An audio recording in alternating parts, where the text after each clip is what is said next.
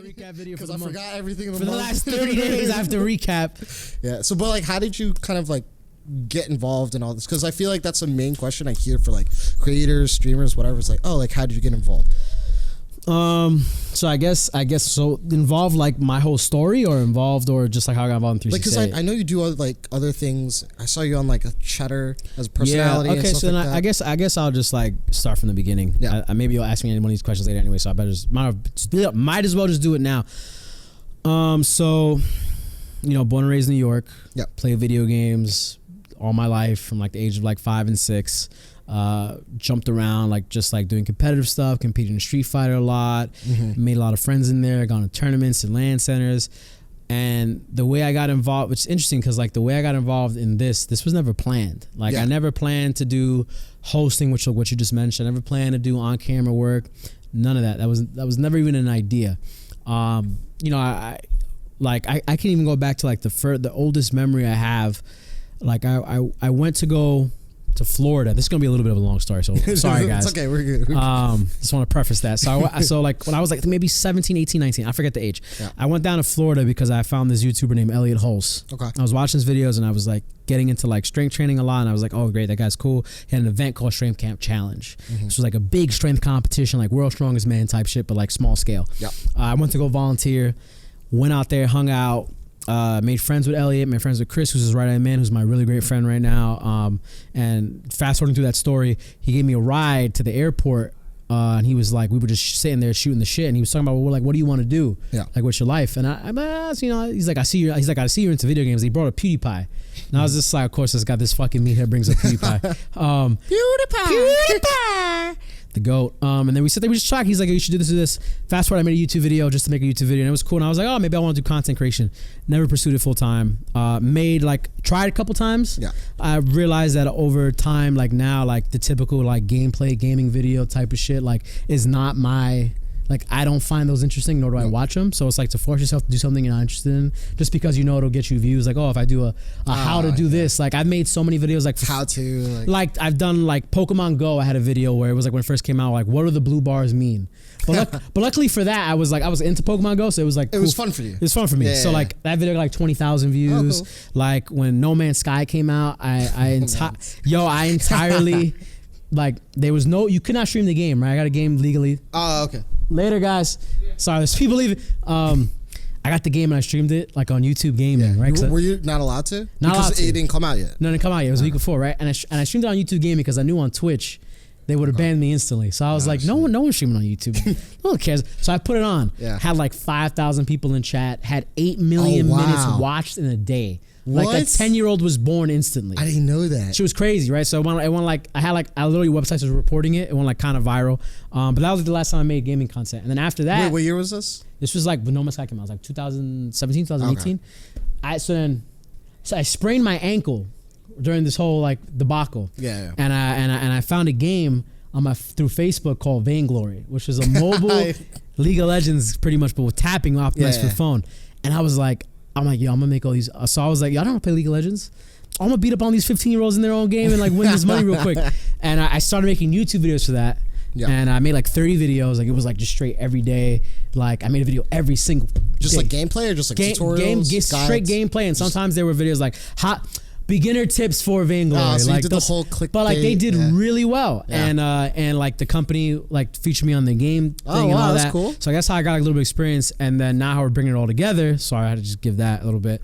So then I go to the Microsoft store. Yep. And they're having the For Honor tournament, and I had just got put on the For Honor like 2 weeks ago, and I was like, yo, this is like the best game ever. I was like, I love this medieval fighting. It's cool. I was in the beta, cracked out, Warlord Fiend. Yeah. Go to the tournament, random select people, you get your own team. Yep. I paired with 3 people. Didn't know any of them, right? But I knew I was the best person in that building. There was no one, you couldn't tell me there was someone better than me. And I will stand that to this point. Anybody can see me. I was the best For Honor player at launch and post-launch for a month. Then I got fat and lazy because, you know, I got fed too well. So I go, tournament, win the tournament, had some crazy hype moments like 1v4s and stuff like that. The crowd was like 1v4 because they wanted to see it. And that was great. And, you know, after that, I talk my shit on the mic because I'm a shit talker. I grew up watching wrestling. I'm from Brooklyn. All we do is talk trash. Sorry if I curse on your podcast. No, that's fine. That's fine. And then I get hit up by Zoom girl. Zoom girl. They said Zoom, like the Microsoft little iPod, little fake like little MP3. But so her name is I'm not gonna say her name. Her name is Zoom, and she hits me up and she's just like, hey, have you ever casted before?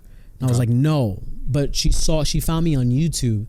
And she saw that I made For Honor videos and Vanguard videos, and she was like, "Oh, he can speak." Yeah, which is like not a common thing for gamers, like to be able to. You're very articulate and like you have a very eccentric and like outspoken voice. Yeah, and it also like I think this is the key thing that especially when you're looking for talent is that can that person communicate energy and charisma, right? Exactly. Yep. And that's what you really want. Like you can know dog shit about the game, but as long as you can come with like charisma and energy, like that's enough, because it's just not something that's really seen a lot in gaming. People are trying to do it more now. It's more like faking it a little bit, but some people over-exaggerating, authentic about it. Which is just part of my character anyway. So it's like it's not over-exaggerating to me. It's just me just turning just being you. Just I'm turning up just slightly. So do that. Host all those gigs. Kill it. I do the entire tournament series. Yeah. Bunch of fun. Did another couple gigs for them, and then like one of my favorite memories is I was coming off the plane from Tokyo. You were just visiting Tokyo? I was in Tokyo for 2 weeks. Okay. I came back from Tokyo and she hits me up and she's like, yo, DBZ Fighters is out. I need a tournament. I'm just getting off the plane. Oh my gosh. And I'm literally I'm like, really? He's like, yo, I need you. I'm literally so funny. I'm wearing a Dickies Dragon Ball Z collab sweater with Vegeta that I got there. Wow. And I had this figure of me and I'm like, yo, I'm going to this. I go there, midway through the show, I'm falling asleep because I'm just so jet lagged. Like, we could just travel like 21 hours. It was huge, but it was great. And then now we'll get.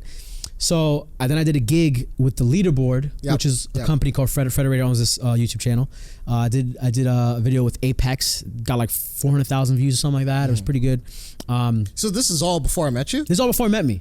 Wow. Yeah, I mean, there's more stuff, but I'm giving you the super abridged version. And then after that gig, the NYXL pop-up happens. It wasn't. It was slightly before. No, there was like an event. The first event I did with NYXL was at the Paley Center. I didn't go to that one. So it was the pop-up. It was the LAN pop-up because in Brooklyn. In Brooklyn. Oh, it was the first place I met. It's the first place I met everybody.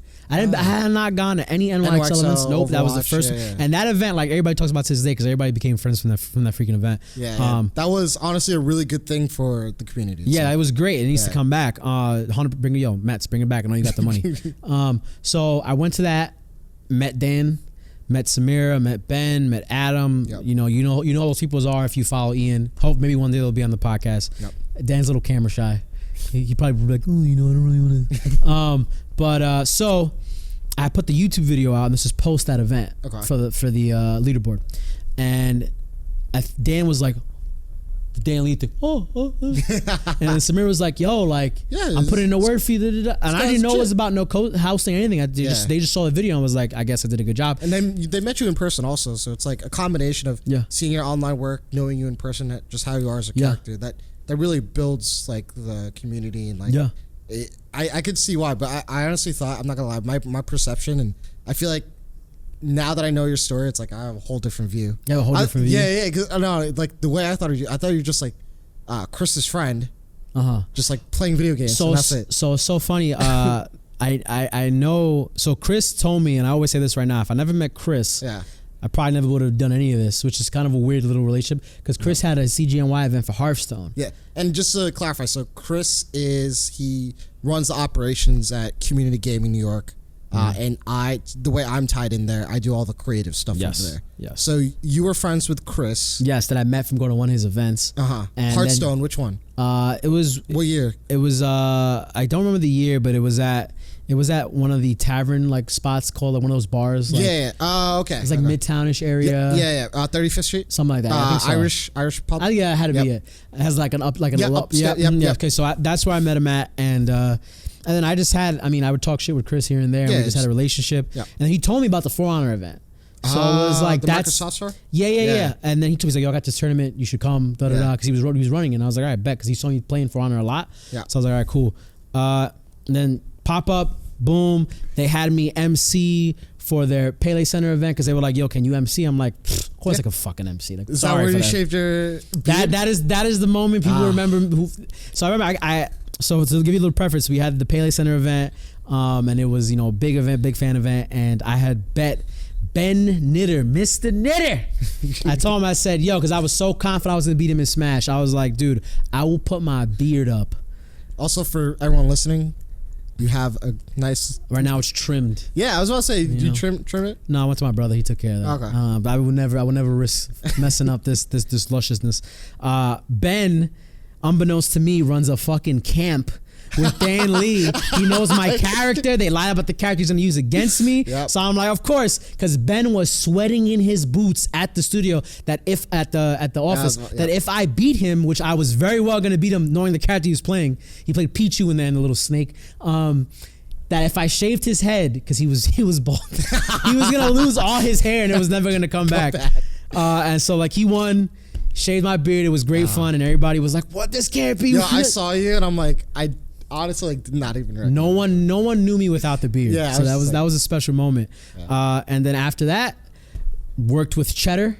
Yep. Did a whole bunch of events with Cheddar Esports, doing like weekly gigs, and 368. I came to a couple events. I had a relationship with Colin. That I had made friendship, which is, guys, at the end of the day, when it all comes down to making it in any industry, it all comes down to relationships and just being at the right place at the right time. That's really all it is. Like, you gotta put yourself out there. Yeah, also. Sure. Like you're not gonna put yourself out there being from home. Like it's just except for during quarantine time. Yeah, I mean quarantine, of course. This is a bigger version of our home. But yeah, I would text Colin like these ideas, like, "Yo, you should do this." Like when COD came out, I was like, "Yo, let's get the hot one sauce, all the hot ones, hot sauces, right? Yeah. Let's have a race to a nuke challenge, like $5 grand, $10 grand on the line. First person to get it wins all the money, right? But you only have 10 lives to do it. Okay. Right? And no one was like, this is at the beginning of COD. No one was gonna get this nuke. And it was like every time you die, the wings get hotter. So you're eating these hot wings while you're trying to get this nuke. So it's just like ridiculous. Of course, never happened. It was just like ideas, and I had to give him another idea, and he was just like, "Oh, yo, in order for me to make these happen, I need someone to work with me to like take the load off because I'm doing so much." And I was like, "Well, I'm free, so what's up?" And then brought me in, worked an event with Lenovo for TSM MIF, and then met Paul. Paul liked me, and then now I'm here. A lot of it, I feel like, just getting more involved is. Like when I got involved with CGNY. Sorry for the long story, by the way. No, it's a good understanding. I mean, it's how it gets to know you more.